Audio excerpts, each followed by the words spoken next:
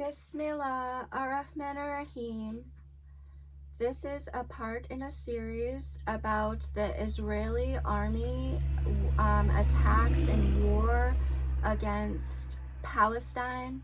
And Palestine is including Gaza, West Bank, Lebanon, and Israel. So there was, in the last series, as we discussed, major army operations on October 7th and throughout the month of October. And this part of the series is focusing on what happened next from the month of November through to where we are now, which is September of 2024. It has been 11 months. So on October 7th, the Hamas army broke this wall here around their territory of Gaza. And you can see clearly that all of this kind of differentiation between the landscaping is a physical wall made of concrete and barbed wire. It is meant to stop all trade to Gaza and to stop any travel in and out of Gaza. And in addition to that, when the Hamas army took power of this area of Gaza back in 2006, they did a naval blockade to stop all ships and trade coming in and out of Gaza. And this continued until October 7th of 2023, where there was a total, basically, lockdown and they call it concentration and mass murder. It's genocide of the people who live there, and we'll discuss it in detail. All of the things that the Israeli army reported from their own in their own words. So it's October 7th. The Hamas army has broken the wall because they heard from the leader of Israel, Netanyahu, that there's a new trade deal, and that trade deal would be able to connect the Saudi Arabia to Israel with a maritime route. A maritime means a water route. It means a water channel to connect Saudi Arabia and Israel, which will bypass the maritime choke point of the Suez Canal. And that is exactly what they said. And so then they said they don't need to care about what the Palestinians want or need anymore. And then after this time, the Hamas army formulated a plan to break open this wall. And though it was not very clear, they did say that the plan was to take hostages and to hit some military sites. So after Fajr, they will focus fire towards the north, where there is a more heavy military army or Israeli army presence there, and they will actually focus their army's infiltration at the south, where there is not as many Israeli army forces. And they will do it on a special day, which is the Supernova Music Festival, when there will be 4,000 Israelis, and as you know, they are a conscripted country. They are made to, and they are kept in reserve status. They could be called up to duty at any time, and they are kept in training until they are 40 years old, men and women.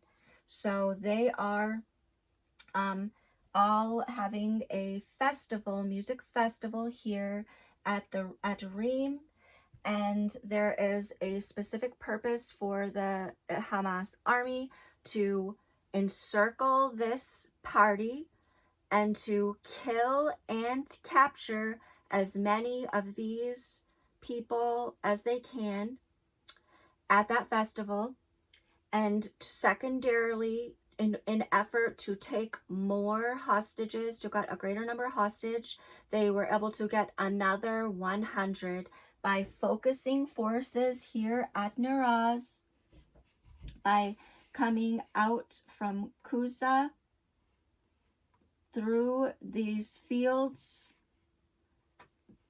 and into the side of Naraz. And there they went door to door, focusing forces, and they took 100 hostages out of Naraz. So by lunchtime, Hamas is back over the wall, and that is essentially they are heavily loaded with prisoners of war, and so they have their hands full, and the Israelis begun to understand by about 9 o'clock in the morning that there is a huge movement in and out at this area, and they send 6 helicopters out there, fully loading every hour out of their air base out here in the desert, just loading and loading bombs and bombs and bombs, and dropping them here at the border wall in order to stop all of this movement going in and out. And they do not know until much later that these are Israeli prisoners of war being grabbed up, like they're hitting bundles of prisoners of war here, and they will later claim there are 200 bodies here, so they will recover. The body count will go up, and at the same time the Israeli body count is going up, so they're going to find a lot of bodies here in the end between Reem and Niraz. So it is the afternoon time, and the Hamas is back in Gaza, and the tanks are rolling from behind up towards this area, and the Israeli army begins to send fighter jets over Gaza City, and they wanted to focus south of this port in this business district here, where all of the Gaza City is the capital of Gaza, and it's 1 million of their 2 million people that live in all of Gaza.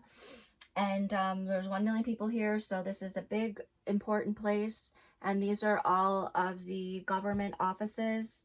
And so on October 7th into the evening time, there will be heavy Israeli airstrikes over in effort to destroy all of this infrastructure. They will be dropping heavy bombs. So as we discussed in the last series, this initiates all throughout the whole month of October, where they are going to bring tanks up near to the border, striking across Gaza every night, and just putting themselves into place. So it is now end of October, where we left off at the end of the last series, where they are attacking Jabalia here with airstrikes. So there is 3 significant cities here in North Gaza.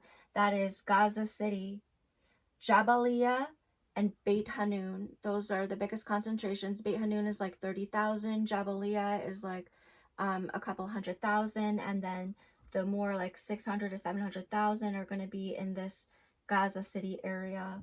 So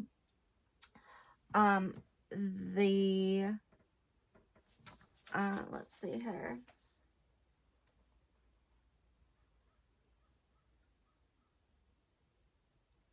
the by the end of October, the Israeli army is going to take their tanks across the border, especially this way, on this side here. They're gonna start crossing into the border, checking around, and then going back. They'll do this for a few days, and then they will have enough forces built up that they will start to come in this way here on the south side of Gaza. And they will begin to attempt to establish a corridor. So they have had hundreds of thousands of Palestinian people from that live in this area have started to come down the highway, Gaza, as they were told.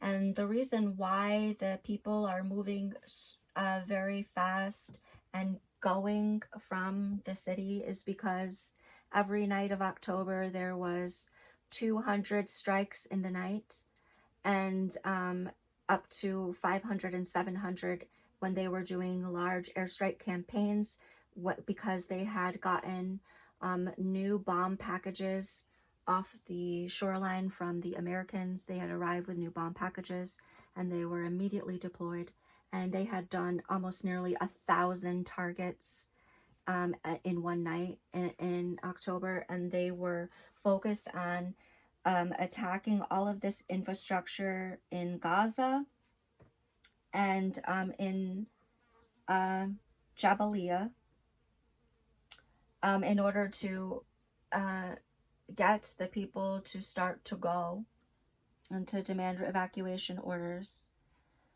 So now they are starting to come in. It's November 1, and every night that the Israeli tanks come in, 5 Israeli soldiers are killed. So they are for the first time starting to be killed. They are making an encirclement of tanks around Gaza here.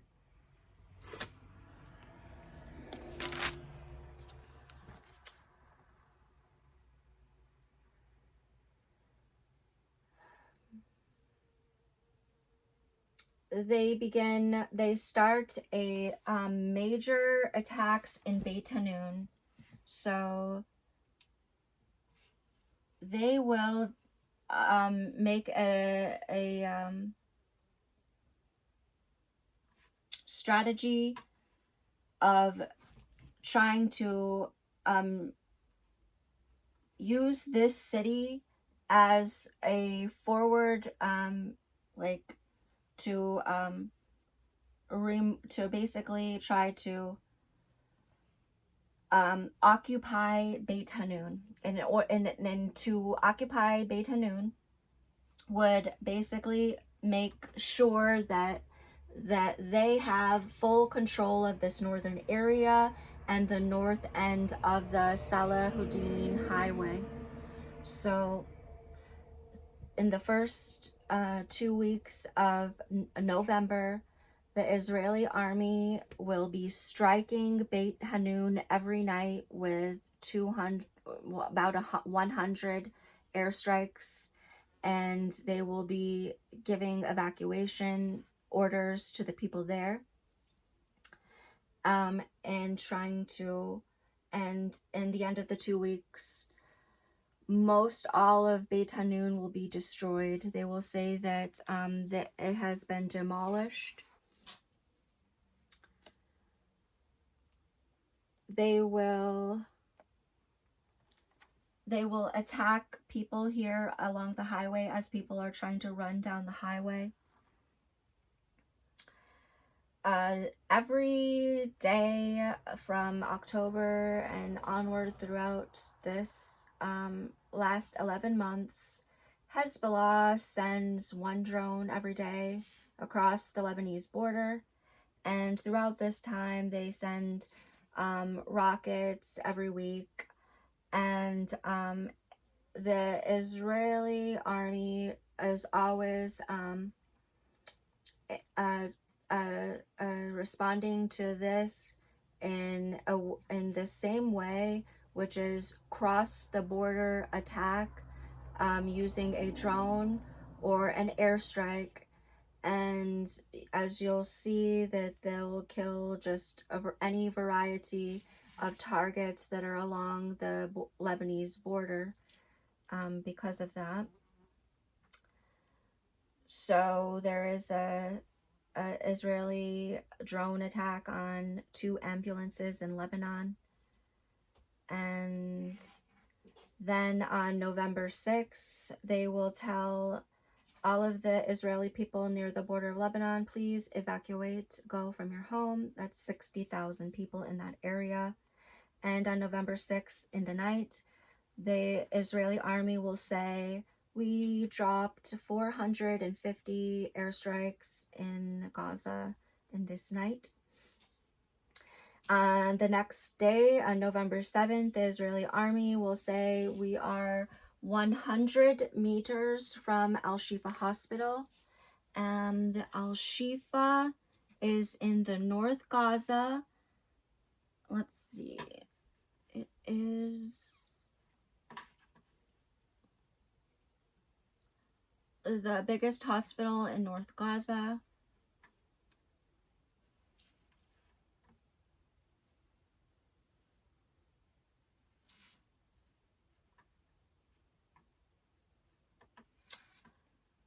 So it's in here in the North Gaza area before the Salahuddin Highway.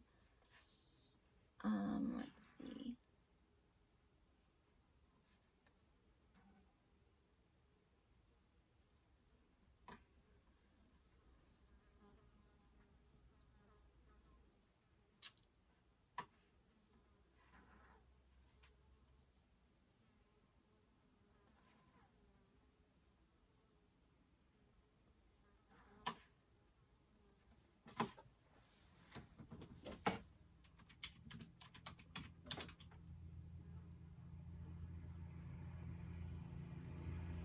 Okay.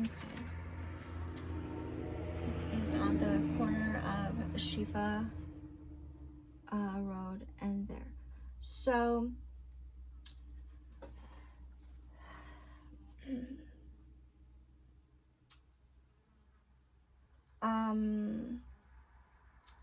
on November 12th, a couple days later, the Israelis will say that they have done airstrikes in Syria and Lebanon in the night. And they will also do airstrikes on the Shifa Hospital solar panels. So the Shifa Hospital was significant in that it was able to remain operational due to a large amount of solar panels all across that complex. And the hospitals are a place of refuge for all of those people who are running, and especially that they are very injured. So for the last month, there has been hundreds, over 200 airstrikes every night, and there's many people injured, and this hospital is a refuge for them. So the power is knocked out, and the Israeli tanks are surrounding Shifa Hospital here in North Gaza. And then in a couple of days, the Israeli army will say, okay, we are inside Shifa Hospital. So then they will say that they were able to take control of this port area, which was a little easier for them because they had come from the highway along the beach in order to help them get around the Gaza City. And they had attacked all of this large business area here, and they were trying to come from this way and to bring their tanks to keep them outside. So very much the tanks are outside the city, and the airstrikes from the fighter jets are doing all the work at night. So what you will understand is that by the middle of November, they're inside hospitals and nobody's really fighting back. They did not see a big army. Nobody's seen a big army. Nobody's heard of any big battles, of like, shootout battles. There is an operation in Beit Hanun with a drone where outside of Beit Hanun there's a number of tanks and the drone bombs them. So the Israelis had 10 soldiers killed in 1 minute. So that was the biggest work that you saw to this time. So the Israelis are coming in with fire, and nobody is resisting. There's no one there. They go inside the Shifa hospital on November 15th and no one is there. No army is there. They said they are finding tunnels down under the ground, and they maybe showed us like one room in the tunnel. So you don't see the military command center under the Shiva hospitals. We did not see any big command rooms under there from the Israelis. You would think that they would want to show you, look at what we stopped them, but there was nothing to see. And there are people inside the hospital. They cannot move. So a significant part of this time, let's see, they are talking about exchanging hostages, which are the prisoners of war. They are making an agreement that they would stop fire. The Israeli army will stop fire if they can get some of the hostages. And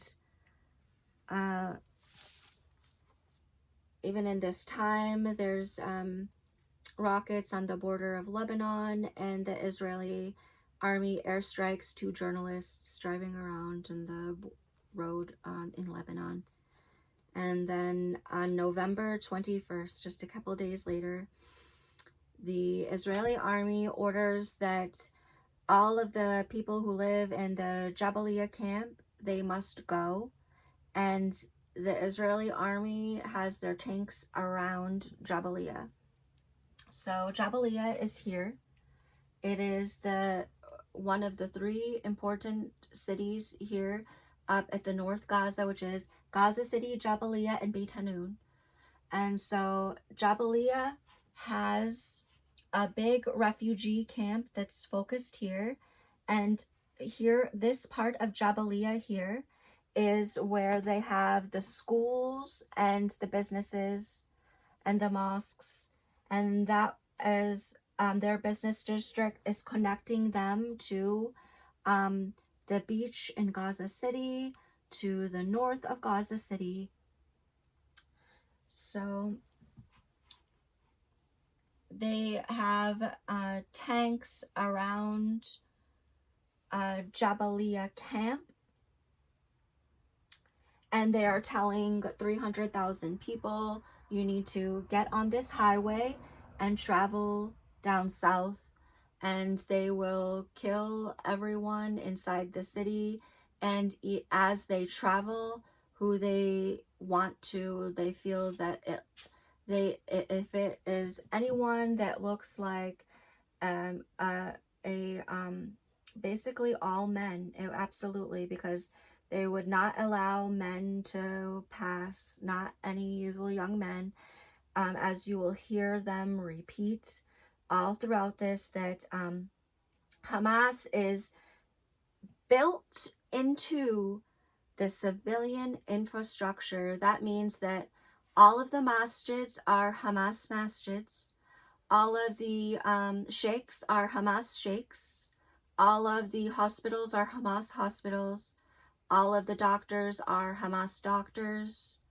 And so this is what is facing the people who are told to evacuate the Jabalia camp.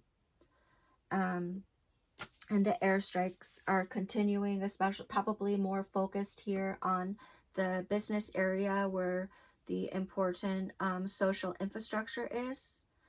And they were not able to get enough, how do you say, freedom or liberty to just straight bomb the camp, because the camp didn't have like a big infrastructure. It was just, the camp is all of the houses, which is,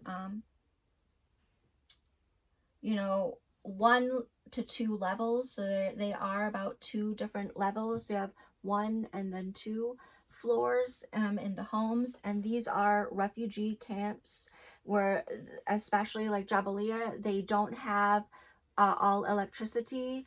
They don't have sewage pumps for the bathrooms, and they don't have water all.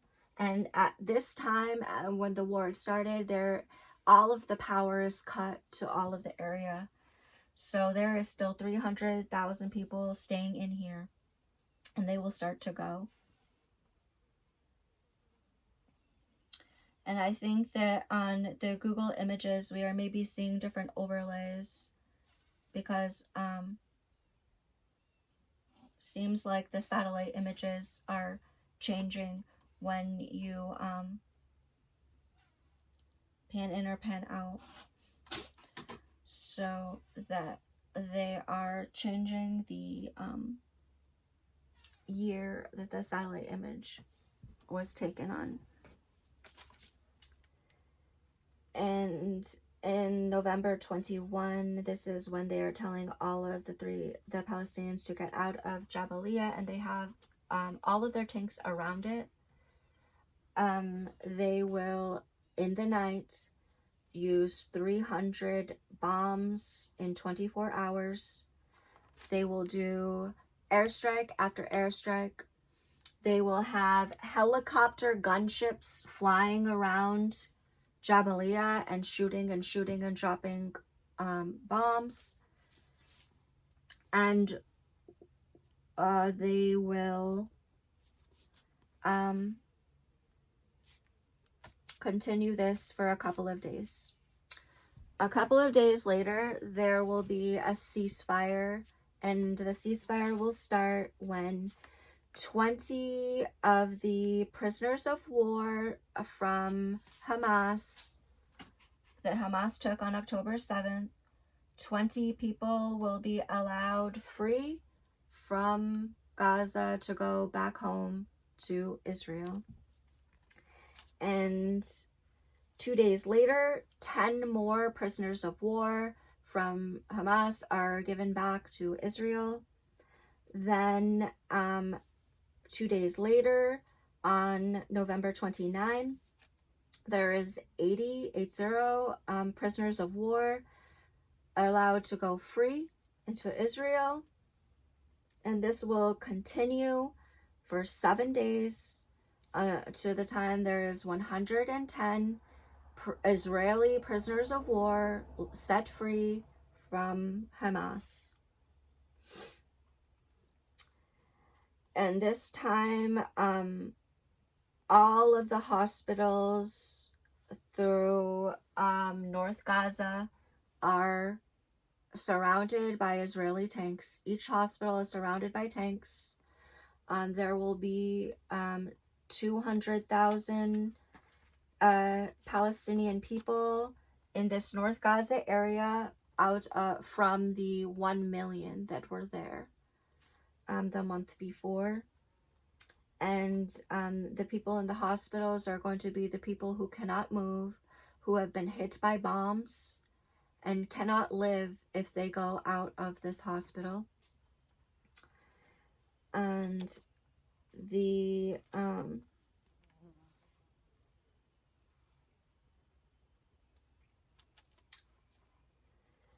they include the Ransi Hospital, the Indonesian Hospital, the Al Auda Hospital, Al Nasser Hospital, Al Shifa Hospital, Al Quds Hospital, They will have a sniper nest outside of the Al-Quds hospital. They will attack all of the people who run from Al-Shati down the highway to try to run away. They will just be killing anyone who tries to take this way out. And they will very much use their quadcopters to bomb anyone who tries to move down either Salahuddin into this area or this area. So they are killing people who move this way, and they are setting up their tanks here at the Netzarim corridor is what they called it. And that is to make sure that the people who ran away cannot come back. They do not want anyone to come back.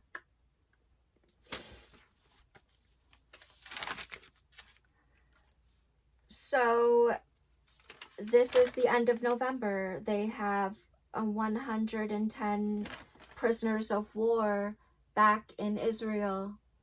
And on December 1, they hear all night the Israeli army has been doing airstrikes again in Gaza. The minute they have this last person on day 7, they say, okay, no more hostages needed. Don't forget about this. It is December 1. They will be bombing all night. They will hit Khan Yunis very strongly and Zaytun. So this is a time when they are working on the city very far south, like 20 kilometers or 30 kilometers down. They will start to send very many airstrikes into the city of Khan Yunis. And they will be attacking very strongly here up the highway from the beach in Zaytun. And you can see that they are now just pushed very far into the Gaza city.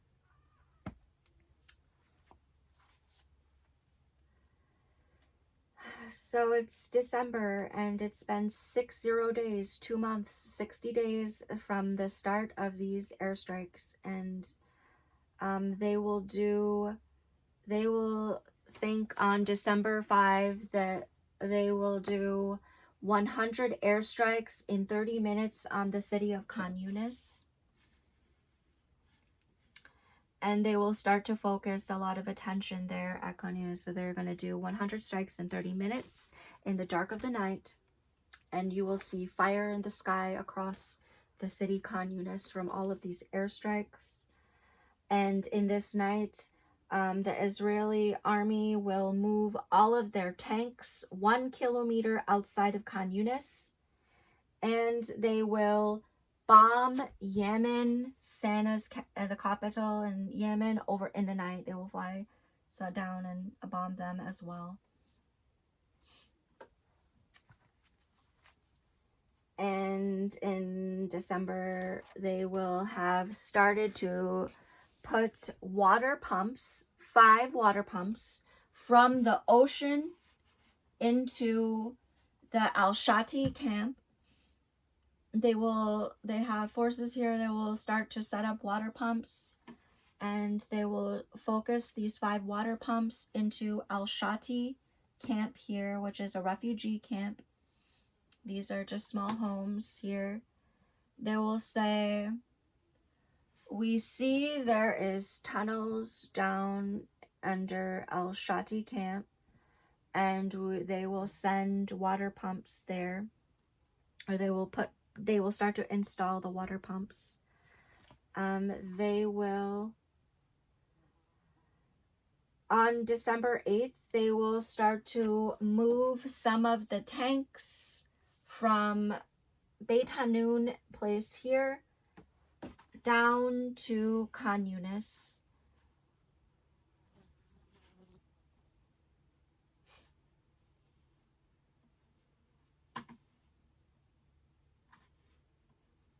This is Khan Yunis. So they will be moving tanks from Beit Hanun down to Khan Yunis.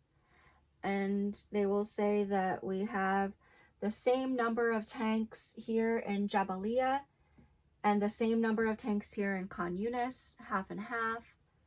They obviously have tanks still at the Netzarim corridor. And this is how they are dividing the number of tanks that they have. And on this day, December 8th, they will say, all people in Khan Yunis, you need to go out west to the beach. And they will say, everyone needs to move out here into this open area from Khan Yunis city, go west to the beach. They will tell them, get out of the East Khan Yunis. All of these places here, east of Khan Yunis.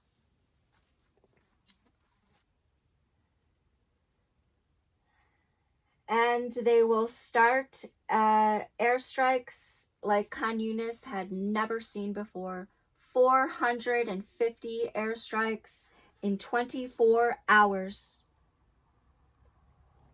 here in Khan Yunis on December 8th.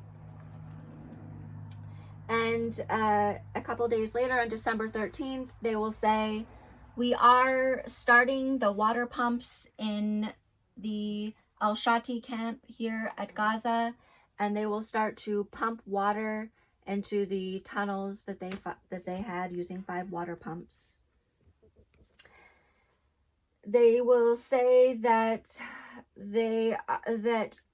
Hamas is dangerous because they have tunnels, and all of the time they will say, well, the biggest, most dangerous and important thing from Hamas is this tunnels, and this will be how they will say that it's so dangerous that Hamas is here, and to say why no one is attacking the Israeli army. Why is there no fight?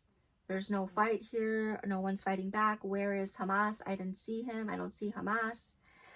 And within a couple of days, they will say the Israeli army is finding 5 more Israeli bodies, prisoners of war, in this area.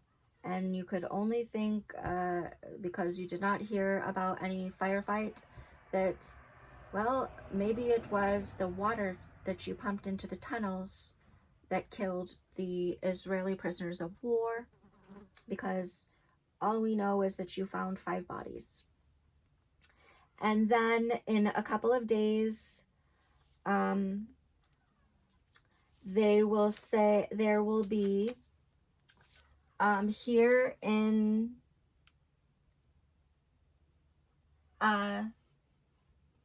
Jabalia, there will be 3 Israeli prisoners of war who tried to run from the home because the Israeli army is starting to attack this place. And the Israeli army has orders to attack all things that are moving anywhere, because they are not taking prisoners of war from the Palestine, and anyone who is in this area here, that's 200,000, is Hamas. This is Hamas, but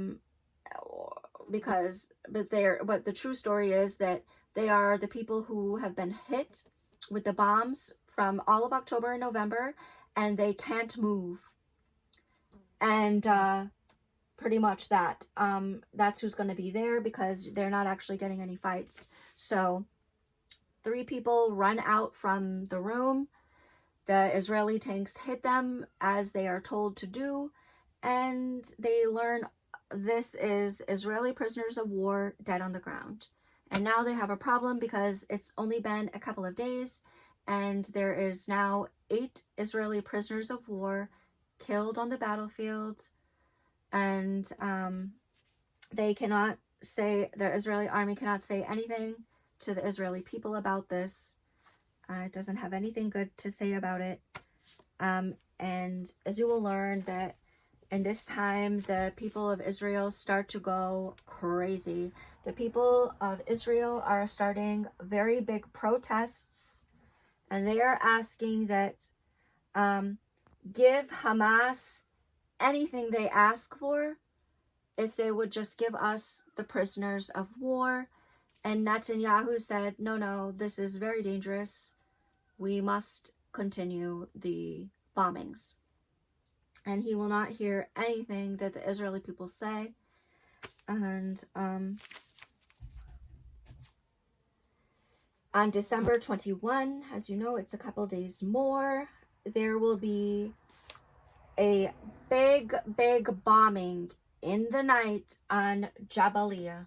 So just days after they kill the Israelis kill his own men, running to his arms, the Israelis will just start a big attack on Jabalia camp.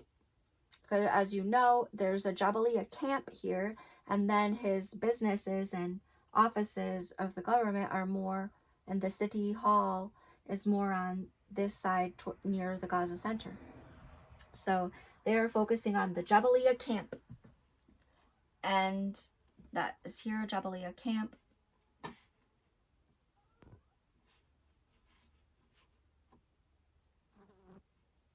And this is Jabalia. So in the night and due the next day, over 48 hours, on December 21st, there will be 1,000 Palestinian people killed, and 500 people in Jabalia are going to be taken as prisoners of war by the Israelis. Will take the Palestinians as prisoners of war, 500. And on December 24, there will be big protests by the Israelis over here in Tel Aviv, and they will come to the headquarters of the IDF, and they will say, there's Tel Aviv. So the people of Israel and Tel Aviv will all come together, and they will protest very hard, and they will say with all their cries, all of the mothers and fathers and everything, and say, please bring home the prisoners of war. And in the night, their leader, Netanyahu, the Hitler man, is going to be bombing the Jabalia camp. And you'll start to learn that there are prisoners of war held up in that Jabalia camp, and it's just going to be fully bombed, and many people killed there every night. And they will, in the same time, the Israeli army do attacks on the refugee camps in Surat, Magazi, and Bereji, which is, they're all in here. It's Surat, over here, Berej, and Magazi. So these are refugee camps along the east of the Salahuddin Highway, and they are refugee camps. Berej, this place of Berej. They're going to start attacking the refugee camps here in Berej. They're going to start attacking the refugee camps over here in Magazi.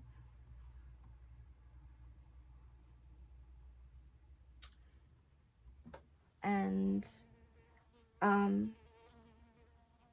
they will send tanks around Bereji here to come around him. But by December, by Christmas, or by the end of December, they will have a very big airstrike campaign happening in the Jabalia now for over 1 week, and they will say that there is 8,000 people killed here.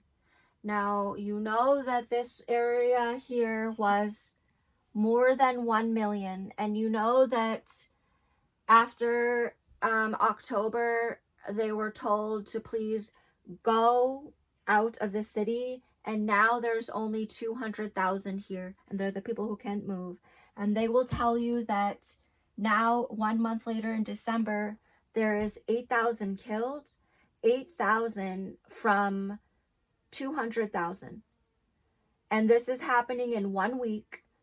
There is, to kill 8,000, the number of airstrikes that are happening in this time.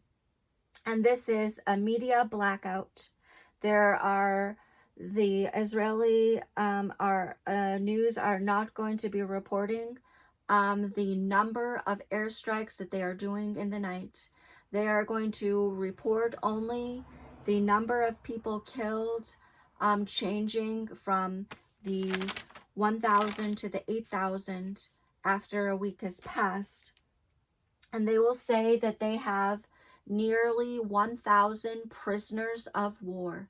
So that means that all of this Jabalia camp, from the people who were there, and as you know, that when there was 300 or there was thousands there, they were told to go. They did go. There was very little people there. So this is a pointer to how much bombing they were doing in the dark of the night under a media blackout. And on December 31, on the last day of the year, they say, we will be working on new military operations that will help us take control of the Philadelphia corridor. So we will discuss that. So that takes you to October, November, December of January, or of 2023, of the Israeli attack, war on Palestine. And it is now January 1. I will continue in another part of the series, January to now in September of 2024.